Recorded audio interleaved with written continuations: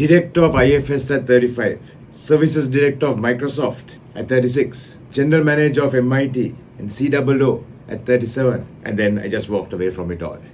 Gave up my corporate career. I started again from zero. No salary, no office, no desk, no car, no fancy title, absolutely no guarantee that it would work. So if you feel like you're starting from zero, while others actually have built up their lives and they're racing ahead, this video is for you. If you want to start again from zero, or you feel like you're pushed into it and you're starting from zero, this video is for you.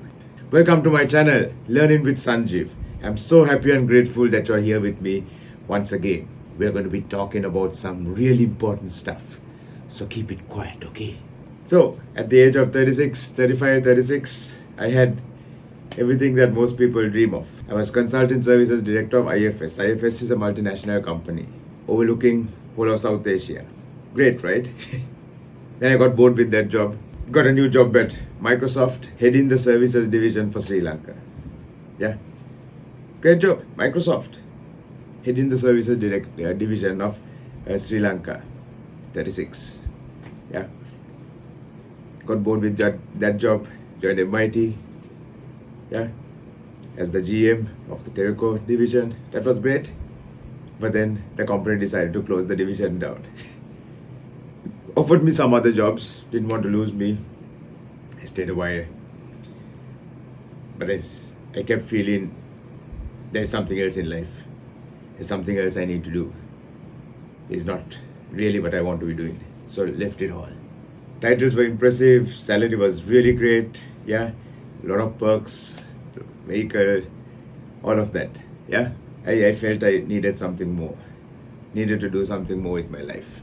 Something more meaningful. Something with a bigger impact. Something that gave me freedom. So left it all. With nothing. Nothing to fall back on. No fail-safe. No parachute. Yeah. Very scared. Also with a very good idea of what I could do. Belief in myself. So walked away and suddenly no longer director. I'm again just well, it's like starting my first job again, right? Nothing. Zero. No one teaches you how to handle that because you're starting from zero. And especially if you're like almost 40, like I was, can be quite scary. So according to the American Psychological Association, over 70% of people experience at least one major career shift or life reset by age 40. So for most people it is a big deal. Can't handle. Yeah, can't handle. What do we do? Yeah, I went through something exactly like that. But here it was more to do with my choice. But maybe you could say that the companies forced me to do that as well. But I think ultimately it was my choice as well. Yeah, leaving the corporate sector was difficult. Yeah, because if I stayed there, I could have done really well in the corporate life. Yeah, kept going up the ladder. Right, definitely there would have been global roles. Yeah, definitely. So leaving was hard. But what followed was even harder. I had self-doubt. I know I told you earlier, I had belief in my own capabilities, yes. But you had that belief, but something else on the other side tells you, what if it doesn't work? What if no one wants you? What if you can't make it work? What if you can't earn money? What are you going to do? Problems. I questioned everything. Did I just throw away everything I had worked for? Because I had a first class in IT. Yeah. What if I fail? What will people think? And so then I started what I'm doing now, doing training programs for organizations. Lots of times I would call up people, I try to talk to them about my programs, try to set up a meeting. People would not return the calls also. I plan a program, right? Advertise it, go and do the program. Only 5 people, 10 people in the audience. Yeah, that's how it all started. Lots of months, no idea where the next paycheck is going to come from. How are we going to live? How are we going to earn? But I had one belief that it would happen. It would come. It would come for sure.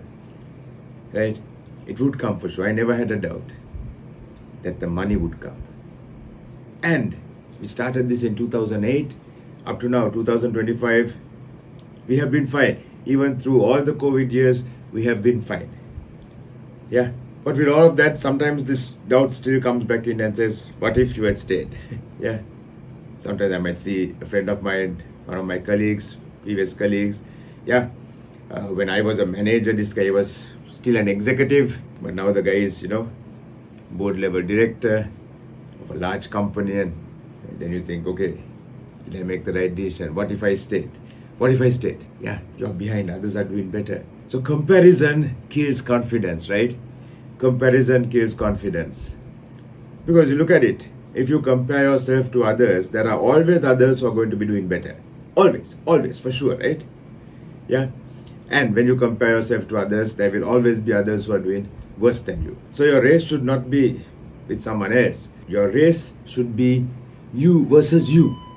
Are you doing better than you were last year? If so, great.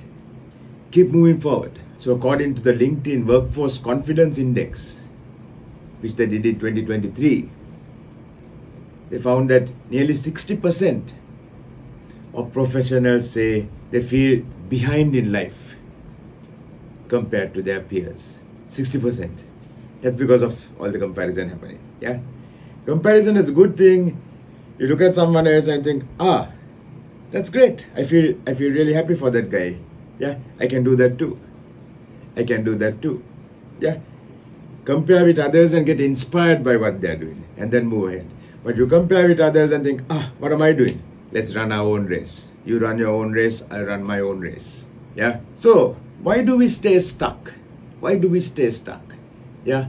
Starting again from zero and we can't move forward. We're stuck. So according to Martin Seligman, he came up with a concept called learned helplessness. So when we try and fail, we start believing that no point putting in any effort, no point working hard, because we are going to fail. Yeah. So I'm helpless. And lots of people feel that way, right? What can I do? As long as the government is like this, what can I do? As long as my boss is like this, what can I do? Yeah. As long as my family is like this, what can I do? So it's what can I do? Learn helplessness. I'm helpless. So as long as you feel you are helpless, nothing is going to change because we are helpless. I can't help myself. What can I do? You understand? Right? So are we victims of circumstances or creators of circumstances? We need to be creators of circumstances. No matter what happens, I'm going to decide what I'm going to do and move ahead. So if we are helpless because we have learned to be helpless, even when new opportunities come, we don't take them because we've trained ourselves to think no point, nothing is going to work, and then we give up. So remember, most of the time, these are stories that we are telling ourselves that we are helpless, that we can't do this, that we can't move ahead. There's no point trying because I failed once. I will fail again. Yeah, for sure you're going to fail. For sure I'm going to fail. But don't look at it as failure. Look at it as feedback. Look at it as learning. So even though we fail, fine, so get up and go again. Yeah, like Sylvester Stallone said in the movie Rocky, it doesn't matter how many times you get knocked down. What matters is how fast do you get up and fight again. So especially in the South Asian culture where I'm from, and I guess some of you may be as well, where success is tied to job titles, how big the car is, how big the house is. Yeah, starting over again can feel like failure, but it's not. Think about Warren Buffett. Yeah, at one point I think the third richest man in the world. Still lives in the same house that he has been living in for the last 35 something years. Still drives the same car that he has been driving for, I don't know, so many years, maybe 20 years. Because he doesn't feel that his image depends on his car or his house. Yes, but if we feel, okay, I'm starting again from zero, people might think I'm a failure, we might feel ashamed, then what happens? People might hide, you might pretend to be something you're not, we might freeze, and they stay stuck even when they want to move forward. So starting from zero doesn't matter. Yeah. Even multi-billionaires, even people like Donald Trump actually went bankrupt once. And he said, yeah, I know how I got here once before. I know the path to take. so I can take it again. I know the road. I did it once, I can do it again. So starting from zero, no big deal. Let's do it. There was a businessman in Sri Lanka during the ethnic troubles, during the riots, the 83 riots, right? He lost everything. He lost his business, he lost his house. Yeah. And somebody asked him, so what are you going to do? I did it once, I can do it again. Started again from zero and built up his business once again to a huge company that it is today. You can do this. So how do we rebuild from zero? So there's a very interesting theory called the post-traumatic growth theory. This theory says that most people who experience major setbacks report higher meaning, higher strength, and higher growth afterwards. Most people who experience major setbacks get over it, and who get over it and move forward say that they have higher meaning, higher growth, higher results, higher strength than before. Isn't that awesome? We have to start. Yeah, starting from zero. But let's start and let's move forward. So, step one, redefine what zero means. Is zero actually zero? So when I started again, I started my own company in 2008. Was I starting really from zero? No. I was starting with 16 years of experience. I had no title, but I had 16 years of experience. Gone through so much of stuff, learned so much of stuff, handled so many different situations, built up a network. So is it really zero? No, right? Step one, redefine what zero means. Is zero really zero? And you'll find it's not. Step two, make sure your purpose is clear. Like Simon Sinek said, start with why. Why are you doing this? Why are you doing this? So your why must be stronger than your fear. So for me, my why is helping people to reach their divine potential, helping people to become the best version of themselves they can be. And that's a very, very inspirational, strong, big, huge why. Yeah? Which makes me want to get up each day in the morning, move forward. The why is strong. So I didn't start my business to be rich. I started it to teach, to impact lives, build something meaningful, help people.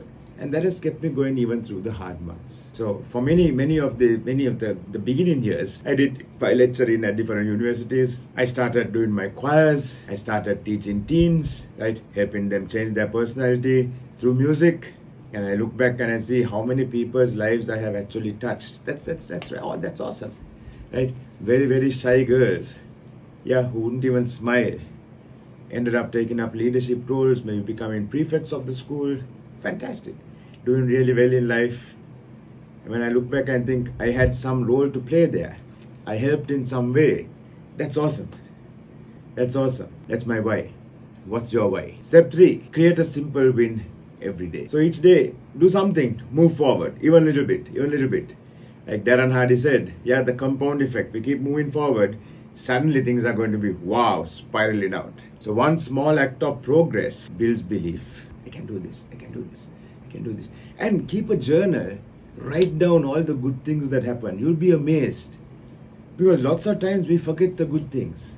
I was just thinking a few days ago of lots of deals that we got without us really trying and moving out and, canvassing and marketing, where the companies came to us. Isn't that awesome?